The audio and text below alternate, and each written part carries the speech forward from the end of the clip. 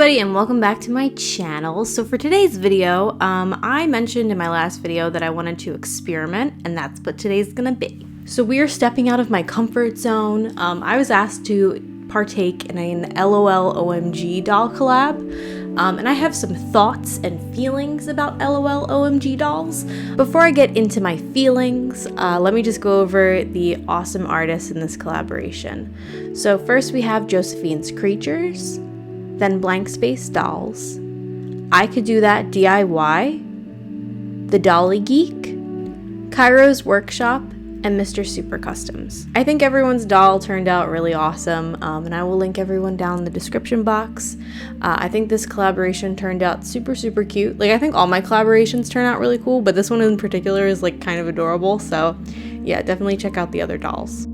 So what do I think about LOL OMG dolls? I have some feelings, I have some thoughts. I think they look like Stewie from Family Guy. I think that their bend and snap knees are very pointless. What's the point of having legs that bend if they literally only bend 10 degrees?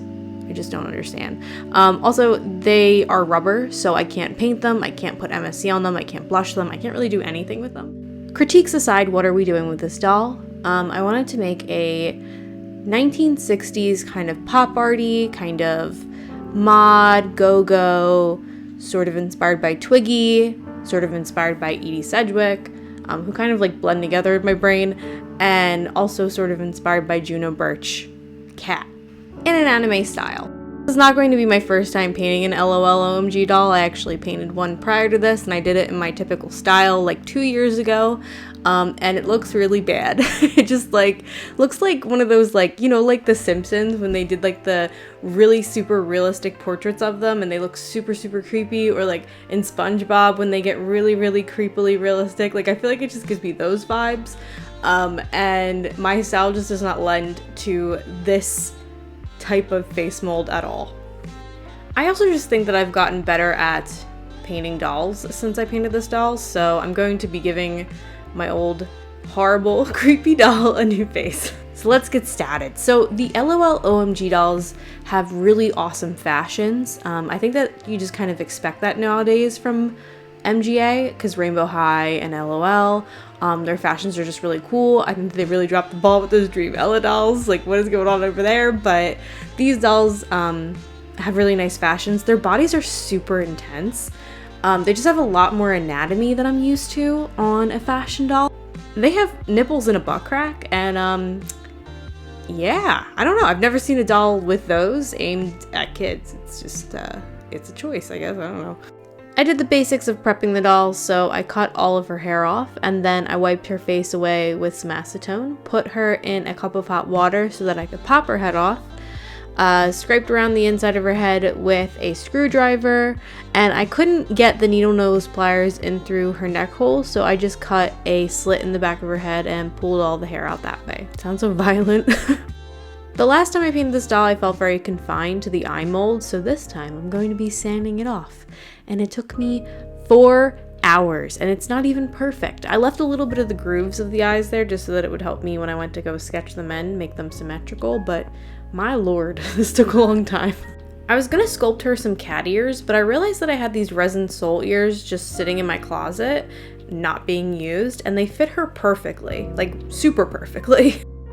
I really don't like when dolls have human ears and animal ears, so I'm just making sure to cut her human ears off.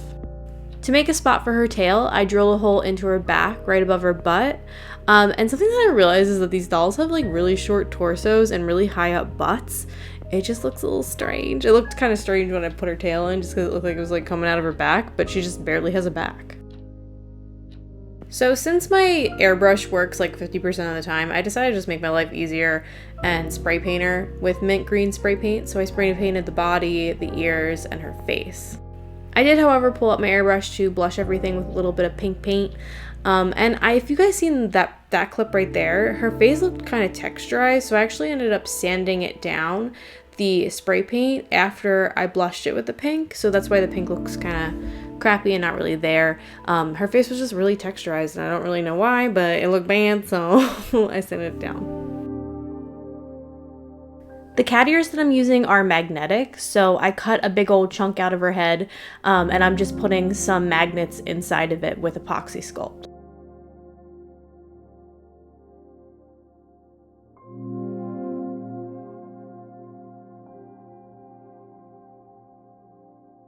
We're finally able to go onto the face up, so I sprayed the doll 3 times with Mr. Super Clear, waiting 15 minutes between each spray and wearing a respirator mask, and then I get to drawing. Like I mentioned, I wanted to try new things with this, so I figured I would try my hand at an anime style. I haven't drawn anime since the 6th grade, which was like a really long time ago, so I wasn't sure how this was going to turn out. I had very low expectations.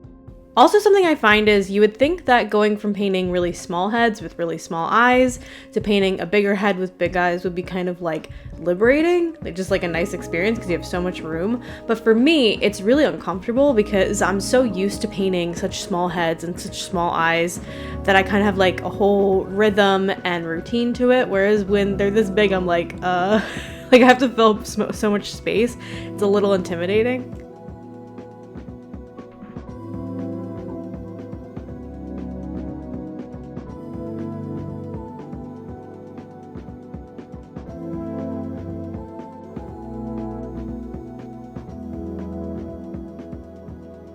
I really like how pink and mint green go together, so I'm giving her pink eyes. I'm going from a darker red to a lighter pink for her eyeballs.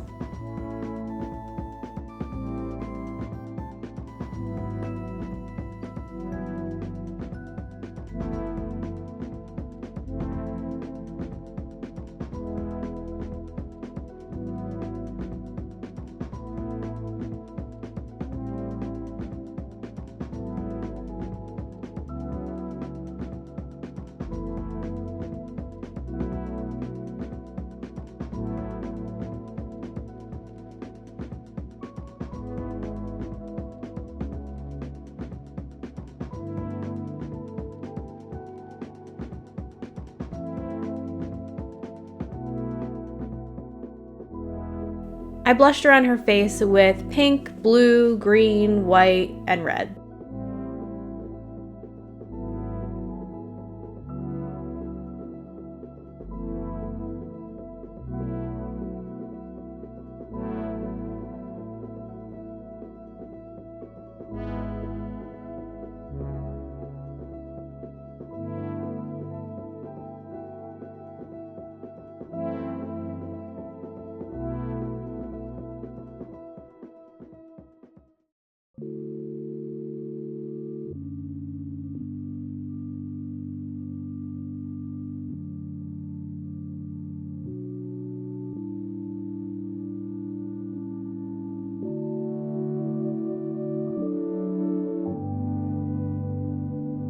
I looked at a lot of different anime styles for this, just trying to get some inspiration because while I'm very familiar with anime, I don't draw it, so I didn't know what was like something I wanted to incorporate into my anime style. But I noticed that there were a lot of anime styles where they had like a fuzzy line around their eye, like it was just like scratchy instead of just a solid line, and I really like that, so I'm sort of trying to recreate that on this doll. It was at this point that I realized that the pencils were scratching the spray paint underneath. It was basically just making it impossible to draw with pencils, so I switched over to paint pretty quickly on this.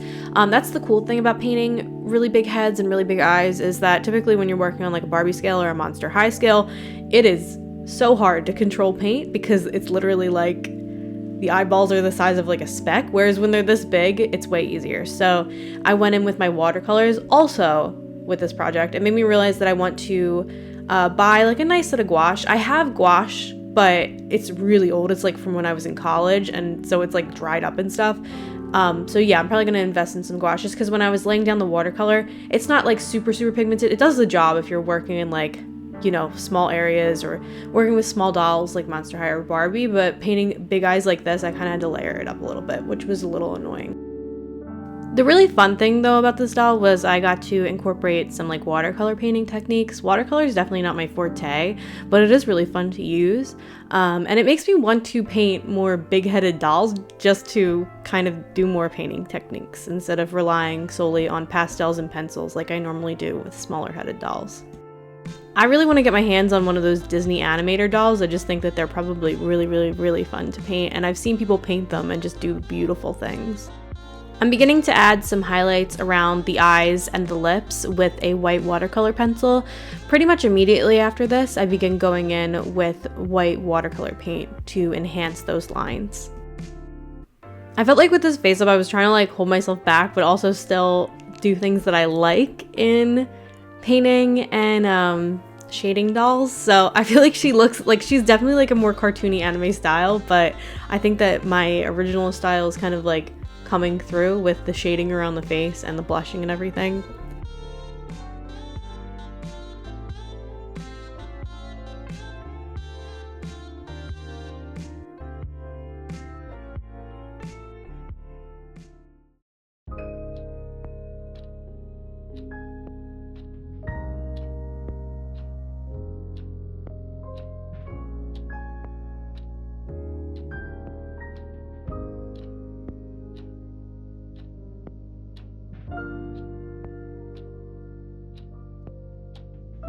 For her lips, I decided to go in with a really deep purple and cover up the like pink blushing that I did on them.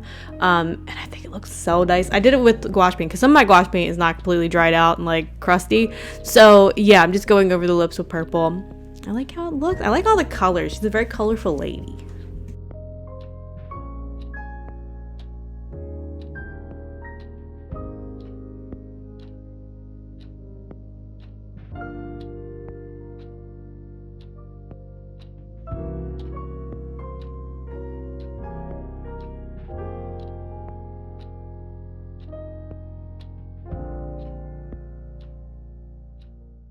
She's getting some sad bright yellow eyebrows because she's gonna have some bright yellow hair.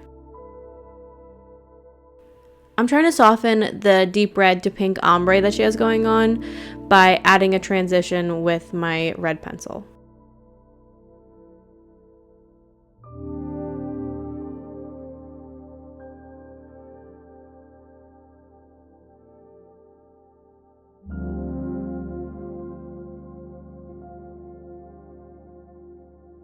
Another thing that I noticed of anime eyes that I like is when they have a lot of like dots and kind of glowy bits and highlights to their eyes, so I'm trying to recreate that on my doll.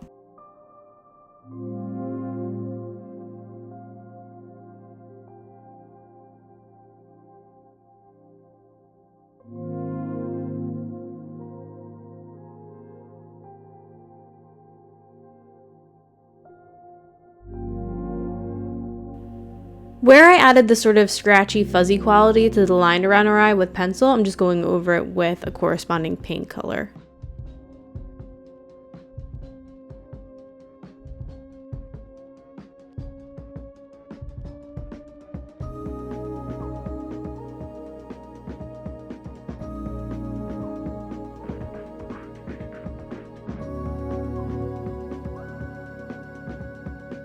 To really deepen up the ombre that she has going on in her eyes, I tapped a bit of black pastel to the top of her irises.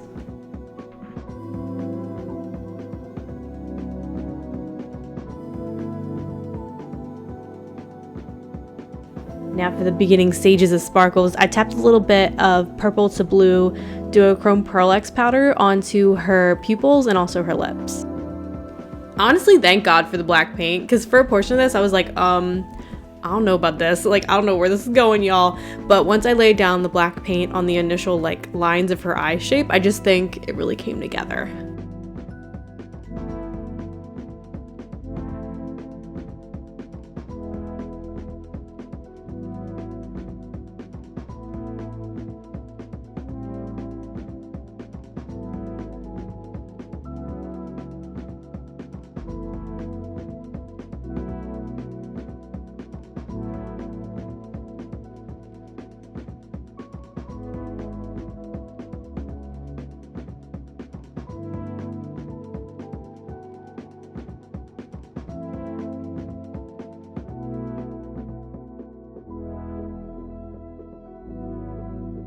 I added a couple flicks of the rose gold metallic watercolor pencil to her lashes because I just can't resist. I just love the way it looks. I like doing it to every doll.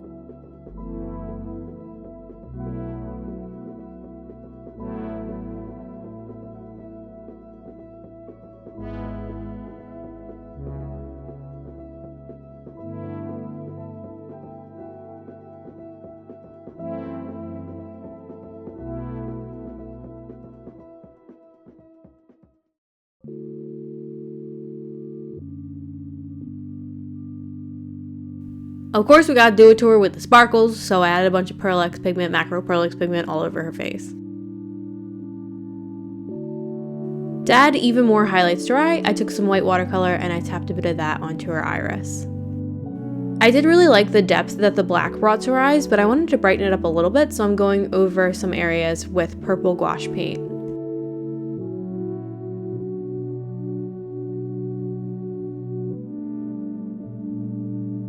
Alright, catch lights. So we all know that I have a favorite for catch lights, just a favorite style, but I didn't want to do that for this doll, so I'm just adding two simple sort of oval white dots to her eyes, and I really think it lends to her sort of cutesy quality.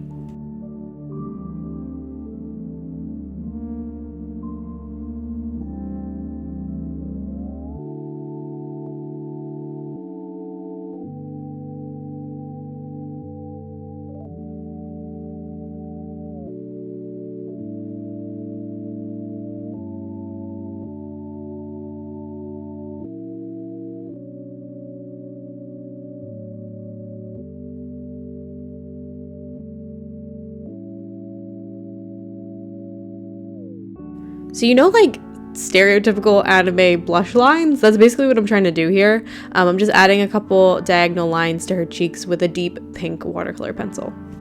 With white watercolor, I gave her one little fang. I like the asymmetry of it. It's also kind of an ode to my cat. My one cat only has one fang. I bought this white chalk pastel pencil a while ago and I've literally done nothing with it, so I'm adding a white diagonal line between each one of the darker pink diagonal lines. It just makes it stand out a little bit more. With gold metallic paint, I added some highlight lines to her eyebrows.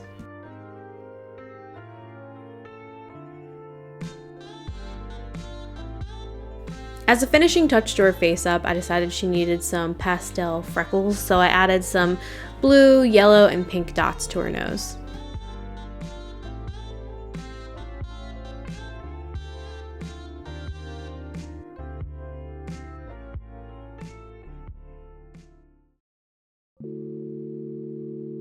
Taking some Vallejo gloss, I just added a little bit to her lips. I don't add it to the eyes anymore. I used to, and a couple people have asked me why. I find when I add the gloss to the eyes, it's like impossible to photograph all of the details in them, and obviously I add quite a few details, so yeah, I stopped doing it. Okay, so I know I said that the freckles were the finishing touch, but I lied. So I'm also adding a pink heart chunky glitter to the corner of her eye with some Elmer's glue. And oh my god, here she is in all of her face up glory. She's a queen, I stan. Alright, so obviously she's like missing the top half of her head. We gotta help homegirl out, alright? So I took some super glue and I just glued it back on.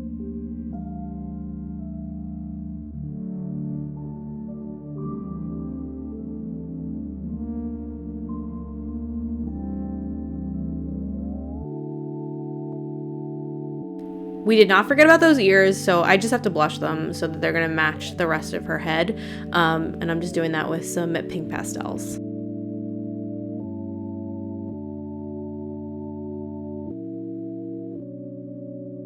Here she is in all of her Baby Yoda glory.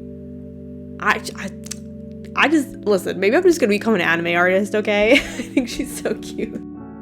On to hair. So this is like the crustiest acrylic yarn that I own. I want to give her bright yellow hair because of specifically this one Marilyn Monroe pop art painting Andy Warhol thing. I just like the color combination. So yeah, I am brushing out the yarn and then I'm straightening it, which it desperately needs because it is so dry and crusty. This cost me $1, okay? So low expectations. I probably should have invested in some better yarn, but you know, sometimes in life we use what we have. I made some wefts out of the yarn and I am painting her head yellow with acrylic paint in case there's any gaps in the wefts.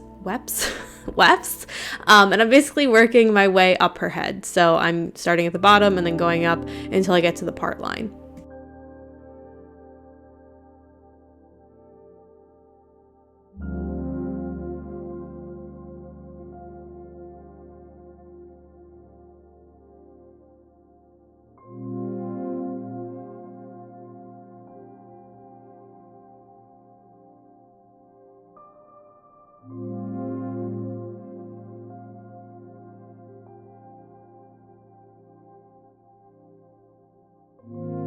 Once you get to where you want the part line to be, you take a weft, you place it backwards and you flip it, and you do this on each side of the part.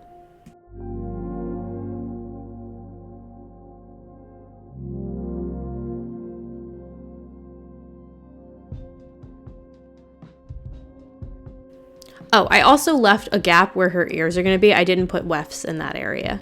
I wanted her hair to be kind of like Twiggy or Edie Sedgwick-ish, just very short. So I cut a giant chunk of her hair off, and then I'm razoring it down with my X-Acto blade.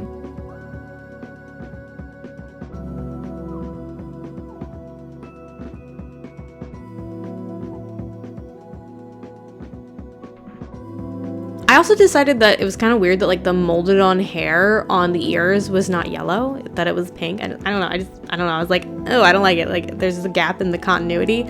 So I painted the hair on the ears with acrylic paint. I painted it yellow. This is how her hair turned out, and I wanted to show like a sort of before and after. Obviously this isn't the exact LOL doll that I used, but it's in the LOL style. That was kind of cool to see the difference. I blushed her body with the same tones that I used on her face, and obviously her legs are not green, so we're gonna have to kind of sort of disguise that later when we do her clothes. Putting her head back on was nightmare fuel. I heated it up with a hairdryer, and it just wasn't going back on. And I actually used so much force to put her head back on that I cracked the MSC, which made me have to sand down the MSC, put more pastel on top of it, and more sparkles. So it's not noticeable now, but oh my god. Literally almost cried. I genuinely did actually scream out of frustration when I was putting this back on. She needs a tail because she's a cat, so I wrapped 2 wires together. I intertwined them to make a chunkier wire, and then I wrapped tape around that so that the wefts that I'm going to be putting down will have something to grip onto.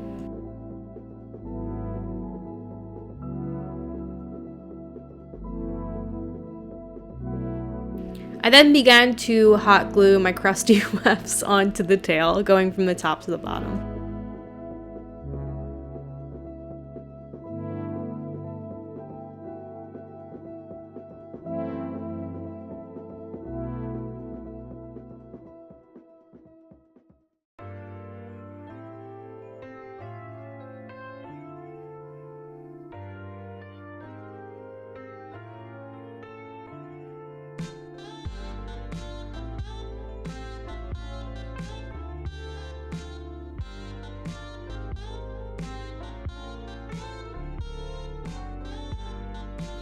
This is her tail. It's very, very fluffy, but it's a little unruly, so I'm going to be razoring off some of the yarn with my X-Acto blade.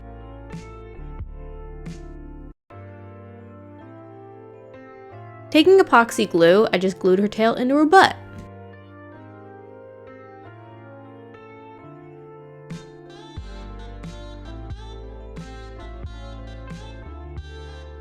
On to clothes. So let's talk about what I made her. I decided to make her a velvety pink kind of baby doll fringe bib dress, if that makes any sense. Also, the sleeves are flared. I went through and hemmed every piece of the pattern with Fabri-Tac glue. I'm not gonna lie, now that I started hemming things with glue, like I'll just never go back to hemming things with sewing. It's just so easy and it looks so clean.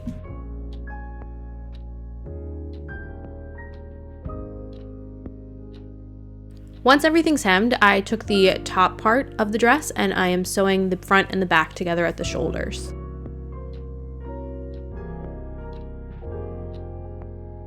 I then took her massive bib and I sewed that together at the neckline.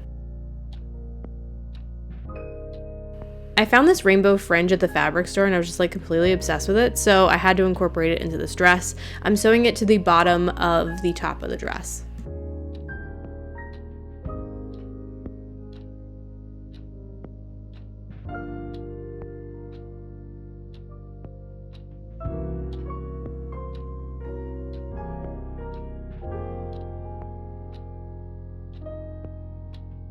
After that, I sewed the bottom of the dress to the top of the dress.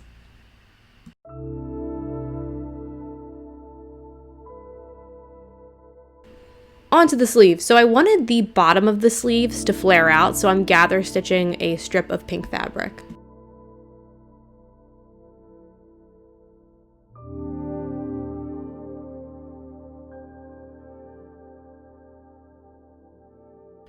I I sewed that strip of fabric to the bottom of the sleeves.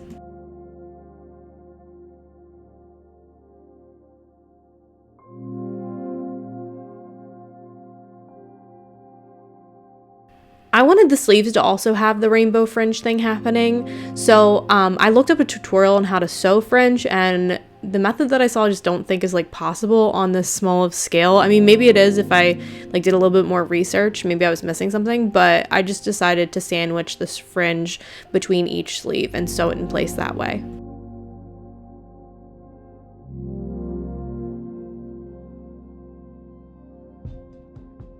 I got these tiny little ruffle ribbon off of Etsy, and I thought it would look really cute at the bottom of the flared part of the sleeve, so I'm just sewing that in place.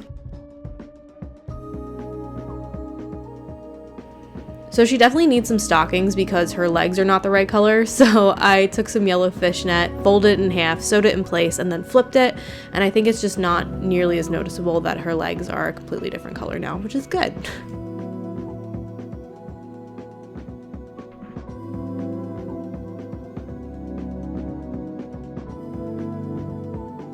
I made her a really simple little collar out of a yellow ribbon, a ring, and a bell that I found off of Amazon. I saw this kind of cool, weird pop art fashion on Google when I was looking up inspiration, and I wanted to kind of recreate it and put some of it into this design. So I took this metallic felt and I cut some lips out of it.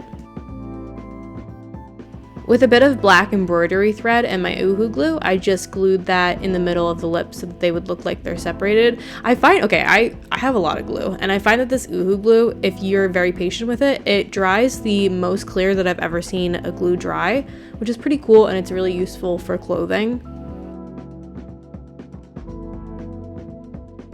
Since she's a sassy little cat, I wanted the lips to have fangs, and I didn't have any white felt, so I just took some white cotton and glued that in place.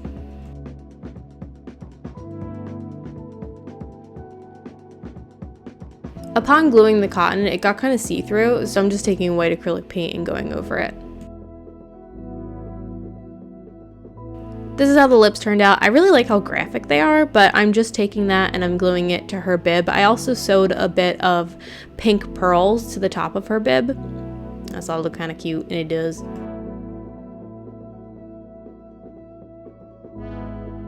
I was gonna make her some go-go boots, but then I went through my like doll accessory stock box and I noticed that I had these shoes. I don't know what doll these are from. I don't know if it's like Monster High or whatever, but they fit the LOL OMG dolls really well. So I just painted that with some white gesso and then went over the details with acrylic paint. I went over the boots with glossy varnish so that they would be real shiny like go-go boots.